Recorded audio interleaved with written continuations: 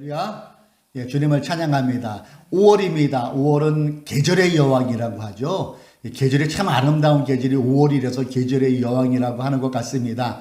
이 좋은 계절의 5월에 또 여러분 가정의 달이라고 합니다. 여러분 섬기는 가정이 주님 안에서 작은 천국 되시고 그 어느 달보다도 행복이 넘쳐나는 그런 날 되시기를 또한 축복합니다. 우리 김보규님 또 이렇게 지난주에 이어서 얼굴 뵙게 돼서 반갑고요.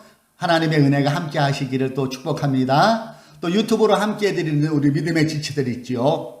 지난주에 제주도에 비가 많이 왔던데 어제 우리 박예은 자매 통화했더니 거기는 괜찮다고 하더라고요. 어쨌든 전국에 우리 지체들이 흩어져 있는데 어디에서나 하나님이 함께 하시니 5월에도 넘쳐나기를 주님의 이름으로 축복합니다. 지난주까지 우리가 강릉시 산불 모금을 했지요. 그래서 그 모금한 것을 강릉시 기독교 연합회에 잘 보내줬습니다. 여러분 우리 주님께서 로마서에 말씀하시잖아요. 웃는 자들과 함께 즐거워하고 우는 자들과 함께 울으라고 말씀하고 있어요. 예수 믿는 우리들은 이 공감 능력이 많으면 좋은 것 같아요. 그래서 남의 아픔을 나랑 상관없어 그것이 아닌 남의 아픔을 나의 아픔으로 알면서 우리가 도울 수 있으면 최선을 다해서 도울 수 있는 것 또한 그리스도인의 본분인 줄로 믿습니다. 어쨌든 협조해 주시고 후원해 주신 여러분께 감사를 드립니다. 자, 오늘 우리가 하나님의 말씀 창세기를 우리가 계속 읽고 있는데요. 오늘은 40장으로 넘어옵니다. 창세기 40장 20절부터 23절 본문을 중심으로 해서 오늘은 절망 속에 가려진 축복 이러한 제목으로 우리 말씀을 중심으로 우리 하나님의 말씀을 나누어 볼까 합니다. 먼저 제가 찍어온 사진을 그 영상을 잠깐 볼게요.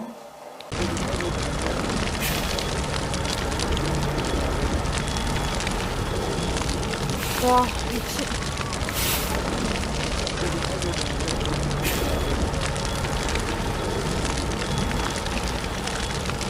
와, 미치. 예, 불이 나서 참 처참한 모습, 마치 전쟁터를 방불케 하는 그런 모습이 지금 보여지고 있습니다. 예, 저는 이제 계단 보수 작업하고 있다가 주변 사람들이 연기가 난다 그래가지고 그 연기를 보고 내려와서 불이 보일러에서 붙어가지고 저희가 소화기 6대 가지고 껐지만은 끌 수 있는 상황이 아니고 나중에 소방차가 와가지고 이제 소방차 23대가 왔다 갔더라고요. 누수세는 그 인원이 한 100명 정도 온 것 같고 이 진입로가 좁다 보니까 저희가 이제 고개 좀 애로사항이 있었습니다. 물이 조달이 좀 잘 안 돼가지고 그게 좀 어려웠고 장비가 2대가 들어와서 그냥 다 헐면서 치워가면서 잔불 정리해가지고 새벽 한 2시 반쯤에 모든 잔불 정리가. 지난주 화요일날 전화가 주셨더라고요. 불이 타는 중에 전화를 주셨어요. 그래서 놀래서 다음날 제가 또 강원 이 지방의 총무일도 같이 맡고 있기 때문에 찾아가 보았습니다. 갔더니 전쟁터. 그러니까 불 나는 얘기 빼고 이거 전쟁터 사진 찍어옵니다 하고 들어주도록 그 아름다웠던 성전이 이렇게 처참하게 철골만 이렇게 다 흘러서 녹아서 이렇게 남아있는 그런 상태가 되어버렸어요. 그래서 함께하는 임원들을 뭐라고 위로해야 될지 모르고 이렇게 쳐다보고 있는데 이 목사님이 부부 목회자예요. 여자분들, 여성 사모님도 목사님인데 우리들을 보면서 이렇게 말씀하시는 거예요. 뭐라고 말씀하시냐면 괜찮습니다. 하나님이 일하실 겁니다. 그 교회가 전날까지 100일 작정 기도회 드렸더라고요. 아니 100일 작정 기도회 드렸으면은 좋은 일이 좀 막 생기고 해야 될 텐데 불이 나는 게 이게 웬일입니까? 성도들은 나름 좋은 일을 기대하고 있었는데 불이 나버렸어요. 사택과 예배당이 흔적도 없이 다 타가지고 옷까지도 못 건지고 이분들이 나오셨어요. 그런데도 이 부부가 하시는 말씀 괜찮습니다 목사님들 하나님이 일하실 겁니다. 우리가 사는 강릉에 산불이 자주 났잖아요. 여러분 산불 났을 때 그 우리 어르신들 반응 보셨나요? 어느 분은 막 까무러치세요. 너무 무섭고 충격이 돼서. 그리고 자리에 털썩 앉아가지고 맹 하면서 소리 지르시는 분들도 계세요. 어떻게 보면 이게 정상이지요. 큰 환란이 당했을 때. 그래서 제가 두 분 목사님 때 이렇게 말씀드렸어요. 목사님, 안 믿는 분들 앞에서 그렇게 말씀하지 마세요. 목사님이 미쳤다고 하겠어요. 그 얘기를 하고 내려왔습니다. 하필 전날까지 100일 작정회를 기도회를 했는데 끝난 날이었는데 예배당에 불이 나버렸어요. 이거 너무한 거 아닙니까? 그런데 오늘 본문에 나오고 있는 요셉의 상황도 이와 아주 흡사하더라고요. 술관원장의 꿈의 몽을 잘해 주었거든요. 그래서 희망을 얻은 거예요, 그게. 그 사람이. 그리고 정말로 꿈의 몽대로 왕의 자기를 찾는다니까 얼마나 좋았겠어요. 그때 요셉이 불려나가는 술관원장에게 이렇게 얘기했어요. 술관원장님, 혹시 나가셔서 사면 복권 되시면 저희 억울함 잊지 말아주세요. 그리고 저를 좀 이 감옥에서 빼달게 폐하께 잘 좀 말씀해 주세요. 분명히 성경에는 안 나오지만은 술관원장은 이렇게 얘기했을 것 같아요. 요셉, 걱정 마. 나만 믿어. 내가 사면 복권만 되면 까짓거 자네 안에 풀어나는 거 문제도 아니야. 걱정 마. 나만 믿어. 기다리고 있어. 이렇게 하고 나갔을 것이 틀림없습니다. 그런데 정말 요셉의 꿈의 맹대로 술관원장은 풀려나고 복권이 됐는데 그 부탁을 까맣게 잊어버렸어요. 그 내용이 오늘 우리가 읽은 창세기 23절에 있잖아요. 40장. 그러나 술잔을 올리는 시종장은, 이 시종장이란 말은 옆에 붙어서 시중을 듣는 사람이라고 생각하시면 되고요. 당시 시종, 특히 술 맡은 관원장은 경호실장 정도로 되는 왕의 뭐 독 같은 걸 탈 수도 있으니까 굉장히 친밀한 높은 지위에 있던 사람임을 라고 이렇게 알고 계시면 돼요. 이 시종장은 요셉을 기억하지 못하였다. 그리고 빨간 글씨 보세요. 그는 요셉을 잊고 있었다. 불과 하루 정도의 사이인데 그렇게 부탁을 하고 본인이 큰 소리 쳤지만은 요셉을 이 사람은 까맣게 잊어버렸다는 겁니다. 100일 작정 기도회 끝나고 하나님께서 어떤 좋은 일을 우리에게 주실까 기대하는 횡성의 그 교회 목사님과 성도님들에게 벌어진 일은 사택에 다 타버리고 예배당에 흔적조차 없이 다 타버린 화제였습니다. 술관원장 꿈의 몽을 잘해서 감옥에서 빠져나갈 수 있겠다고 엄청 기대했던 요셉은 그에게서 잊혀진 존재가 돼 기약 없는 감옥 생활의 연속이었습니다. 절망이지요. 낙심입니다. 그러나 반전 연출이 주특기이신 우리 하나님은 그때에도 이미 일하고 계셨다는 것을 다음 장, 우리가 오늘 40장을 읽었는데요. 41장으로 넘어가면은 역시 하나님이라는 탄성이 나올 수밖에 없는 상황으로 전개되어집니다. 불이 난 상황에서도 괜찮습니다. 하나님이 일하실 겁니다라고 말하며 오히려 위무는 우리 목사님들을 격려해 준 그 목사님 말처럼 우리 하나님은 합력하여 선을 이루어 가시는 하나님, 참으로 오묘한 방법으로 요셉을 윗보러 가시는 그 하나님이 오늘 우리가 읽은 이 성경 창세기 40장과 41장에 기록되어 있습니다. 창세기 41장 1절은 이렇게 시작이 돼요. 그로부터 만 2년이 지나서 바로가 꿈을 꾸었다.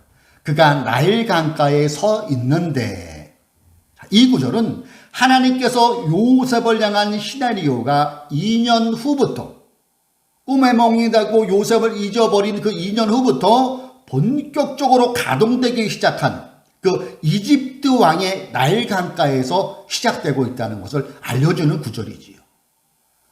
어느 날 이집트 왕이 꿈을 꿔요. 그런데 그 누구도 그 꿈을 정확히 해석해 주는 사람이 없어요. 네로라는 이집트의 마술사 현들조차도 왕의 꿈을 시원하게 해몽을 못 해주는 겁니다. 바로 그때 이 광경을 지키고 보고 있던 술관원장이 외마디 신음소리를 내요. 그러면서 하는 말, 맞다 요셉. 2년 뒤에 요셉 존재가 떠오르는 거예요. 2년의 세월이 흘러서야 왕의 꿈의 몽이 난관에 부딪혀서야 그때야 비로소 술관원장이 까맣게 있던 요셉이 떠오른 거예요. 그래서 이 술관원장이 폐하께 이렇게 얘기를 해요. 폐하, 술관원장이 한 말씀 아래옵니다. 지금부터 약 2년 전에 종들에게 폐하께서 놓아져서 소신과 빵을 구워 올리는 관원장을 경호대장 집에 가둔 일 기억하실 겁니다. 제가 꼭 그때 했어야 할 일 못한 것이 오늘에서야 생각이 났는데요. 소신들이 같은 날 밤에 각각 꿈을 꾸었습니다. 그 꿈의 내용이 너무나 달랐사옵니다. 그때 그곳에 경호대장의 종인 히브리 소년이 저희와 함께 있었는데요. 저희가 꿈 이야기를 그에게 해주었더니 그가 그 꿈을 명쾌하게 풀어주었습니다. 그리고 그가 해몽한 대로 저는 복직되었고 그 떡 맡은 관원자는 폐하께 처형을 당했습니다. 술 관원장의 말을 가만히 읽고 있던 이집트 왕이 명령합니다. 그걸 왜 이겨서 말하는가? 여봐라, 지금 당장 히브리 손을 태령하라. 그런 명령이 내려옵니다. 이렇게 감옥에서 계속 갇혀있던 요셉은 졸지에 이집트 왕 앞에 서게 되고 하나님의 지혜의 영이 충만하여서 그 이집트 왕의 꿈을 정확히 해석해 줍니다. 7년 동안 풍년, 7년 동안 혹시만 가문이 될 것이다. 그러니까 여기에 대한 것을 잘 대비해야 될 것을 왕에게 얘기합니다. 그러면서 요셉은 여기에서 멈추지 않고 대안까지 제시해 주세요. 명철하고 슬기로운 사람을 책임자로 세워 이집트 땅을 다스리게 하는 것이 좋을 듯하다는 의견까지 내주죠. 요셉의 이런 대안적 의견에 이집트 왕은 물론 신하들까지 다 100% 동의하는 거예요. 그러면서 이집트 왕이 이렇게 얘기하죠. 하나님의 영이 함께하는 사람을 이 사람 말고 요셉 너 말고 어디에서 또 찾을 수 있겠느냐?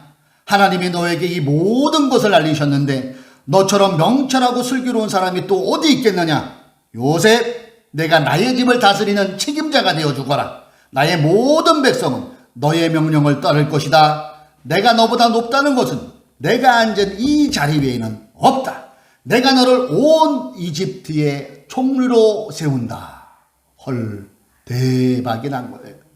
그 내용이 창세기 41장 41절로 43절에 나옵니다. 읽어볼게요. 바로가 또 요셉에게 말하였다. 내가 너를 온 이집트 땅의 총리로 세운다. 그렇게 말하면서 바로는 손가락에 끼고 있는 옥새 반지를 빼서 요셉의 손가락에 끼고 고운 모시 옷을 입히고 금목걸이를 목에다 걸어주었다. 그런 다음에 또 자기의 병거에 버금가는 병거에 요셉을 태우니 사람들이 물러나거라 하고 외쳤다. 이렇게 해서 바로는 요셉을 온 이집트 땅의 총리로 세웠다. 술관원장이 요셉을 까마득히 잊어버린 2년의 세월은 그냥 흘러간 허송세월이 아니었습니다.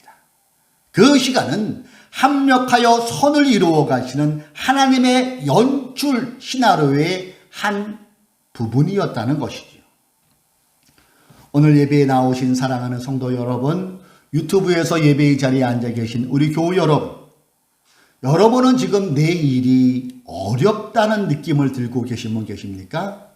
혹시 내가 지금 하는 일이 너무 꼬이고 하는 일마다 잘 안 된다 이런 생각하는 분들도 계실 겁니다. 왜 우리 가정은 이렇게 행복하지 못할까? 왜 우리 남편은 저렇게 돈을 많이 벌지 못할까? 왜 우리는 늘 질병에 시달려야 될까? 왜 우리는 하는 일마다 이렇게 일이 안 되고 하는 사업마다 쫄딱 망할까? 자, 그렇다면은 이 시점에서 여러분이 각자 안고 있는 문제에다가 오늘 본문에 나오는 요셉 사건을 대입해 보세요. 지금의 내 상황이 어렵게 전개되고 힘든 상황의 연속인 그 지점이 여러분을 향하고 계신, 즉 합력하여 선을 이루어 가시는 하나님의 대본 중에 한 부분이라는 것을 우리가 알 수만 있다면은 여러분이 지금 내가 닥치는 그 어려움과 고통과 꼬이는 그것을 다시 해석해 볼 수가 있다는 것이죠.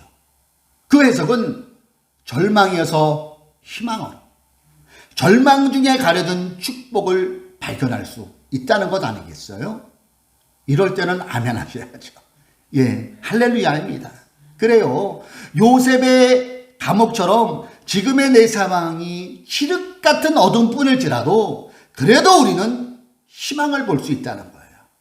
그래도 우리는 아직 포기하기에는 이르다는 것이 요셉의 사건을 통하여 우리에게 주시는 하나님의 메시지임을 믿으시기 바랍니다.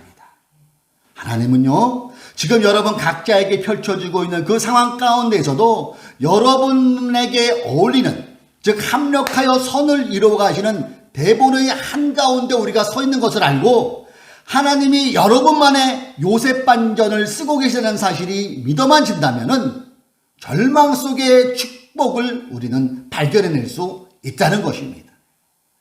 그런데 여기에서 주의할 게 하나 본문을 읽어보면 등장해요.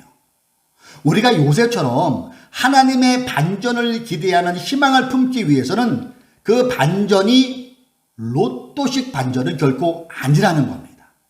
그 근거를 제가 창세기 40장 4절에 나오는 단어로 말씀드리고 싶어요.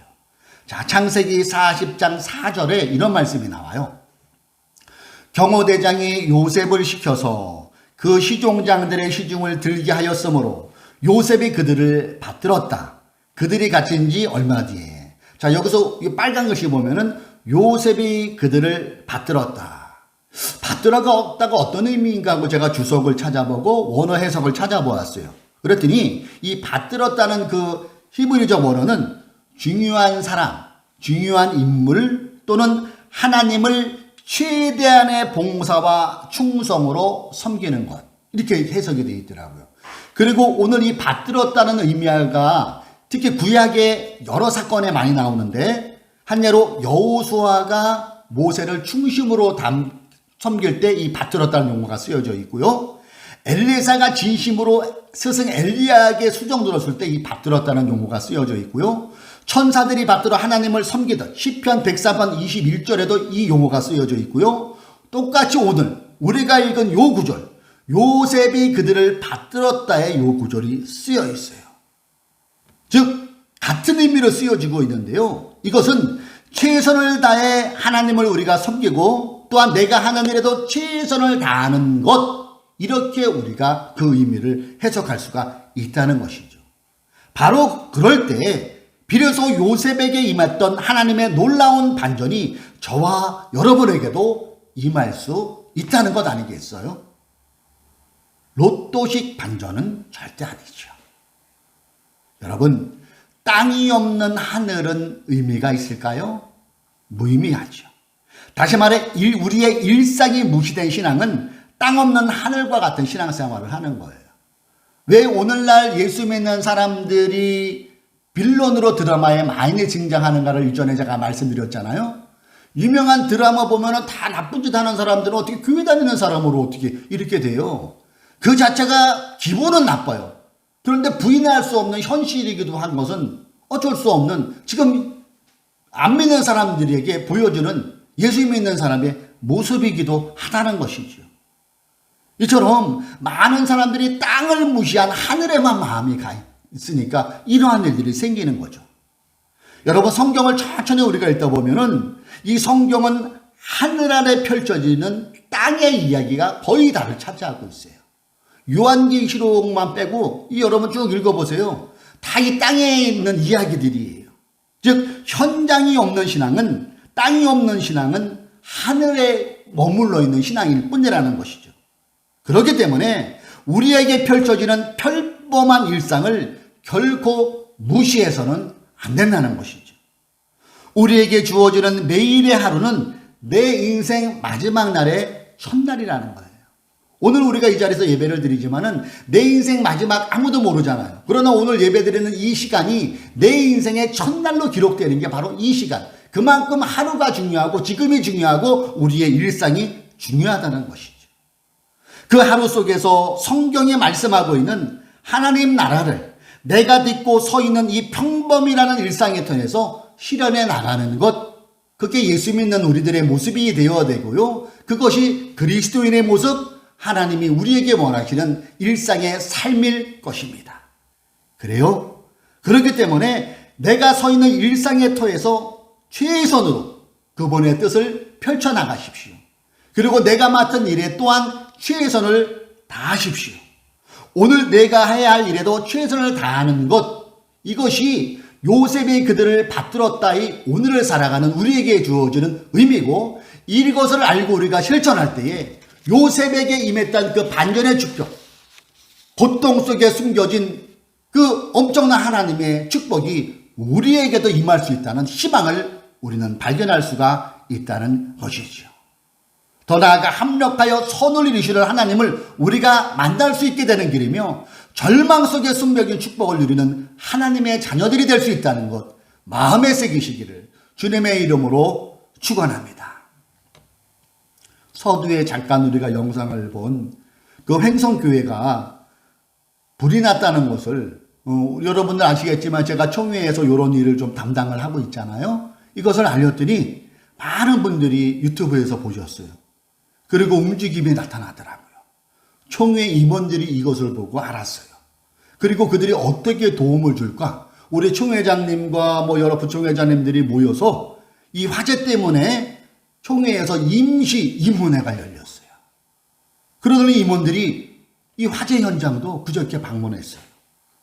총회 유튜브 뉴스에도 보도되니까 전국의 모든 우리 총회 교회들이 이것을 보고 오늘 아마 요거 때문에 제가 우리 잠깐 좀 전에 본 이 영상을 보면서 화재 성금 모금을 하는 교회도 있어요. 더 나아가 국민일보에 이 보도가 나갔어요. 저는 이 목회자 부부가 걸어오신 길을 어느 정도는 알고 있어요. 우리 교회에도 한 2번 정도 방문하셨는데요. 이분들은 수도권 성남에서 괜찮은 그 목회를 하고 있었어요. 그러던 어느 날 하나님께서 오주로 가라는, 마치 아브라함이 본토 아버지 집을 떠나라는 그것처럼 하나님이 이 분들의 발걸음을 횡성, 그것도 가볼 때마다 느끼는 게 되게 골짜기예요. 오지입니다. 우리 오기석 집사는 고향이 횡성이고 하니까 알 거예요. 병지반계곡 쪽. 가장 골짜기예요. 그 산골에 교회가 세워지고 그곳에서 약 20년 전에 들어와 농촌 공동체 신앙을 읽으며 열심히 최선을 다해 사역하고 있어요. 하나님을 최선을 다해 섬기며 자신에게 맡겨진 공동체의 일원들을 최선을 다하며 섬기며 그곳에 기도하러 오는 분들에게 최선을 다해 섬겨요. 마치 요셉이 받들었다는 그 의미처럼 최선을 다해 섬겨요. 그분들의 기상은 새벽 2시 반이에요. 일어나면은 필사합니다. 성경 벌써 몇 번을 창세기부터 요한계시록까지 몇 번을 썼나 몰라요. 그리고 5시에 새벽 기도회를 하고 아침을 먹고 들러 나가요. 밭으로 갑니다. 산으로 갑니다. 그곳에서 열심히 땀을 흘리며 그 공동체 신앙인들과 함께 지체들과 함께 농사를 져요. 어려운 교회가 있잖아요. 오른손이 모르게 왼손이 모르게 오른손이 모르게 서로 섬기고 도와요. 우리 교회도 도움을 받은 교회 중에 하나죠. 저는 요셉처럼 최선을 다한 그분들을 하나님이 불이라는 소재를 들어 연출해 나가시는 것 같다는 그런 마음이 이 말씀을 준비하면서 생각났어요. 꿈 해몽 후 2년 후 펼쳐진 요셉의 반전처럼 저는 2년 후 그 교회를 하나님께서 어떻게 연출해 가실지 기대하는 마음이 생깁니다. 이와 더불어 우리 하늘도 푸른 교회도 하나님께서 어떤 반전으로 연출해 가실까 하는 그 기대감 또한 생기며 다시 희망을 바라보게 되었습니다. 로마서 8장 28절 우리가 잘 아는 말씀이에요. 이 말씀을 개역개정으로 하나님을 사랑하는 자 곧 그때로 부르심은 자는 날에게는 모든 것이 합력하여 선을 이룰지니라. 이 개역개정을 세번역으로 읽으니까 또 새롭게 다가오더라고요. 자, 로마서 8장 28절 세번역입니다. 같이 한번 읽어볼까요? 시작. 하나님을 사랑하는 사람들 곧 하나님의 뜻대로 부르심을 입은 사람들에게는 그 다음에 까만 글씨를 마음에 새기면서 읽으십시오. 시작. 모든 일이 서로 협력해서 선을 이룬다는 것을 우리는 압니다. 아멘. 여러분 알고 계십니까? 그렇다면 우리에게 희망이 있는 거예요.